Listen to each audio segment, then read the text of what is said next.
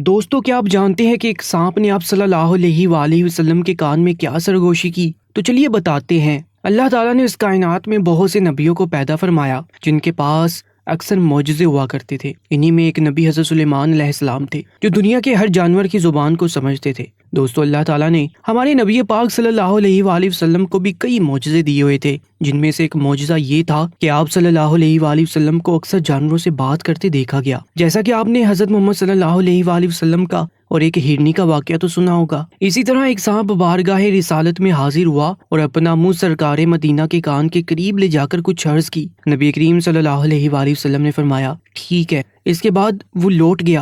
हज़रत जाबिर कहते हैं कि मैंने प्यारे आका से इस बारे में पूछा तो फरमाया कि ये एक जिन था जिसने मुझसे ये दरख्वास्त की कि आप अपनी उम्मत को हुक्म फरमाएं कि वो लीद और बसीदा हड्डियों से इस्तंजा ना किया करें, क्योंकि अल्लाह ताला ने इनमें हमारा रिस्क रखा हुआ है।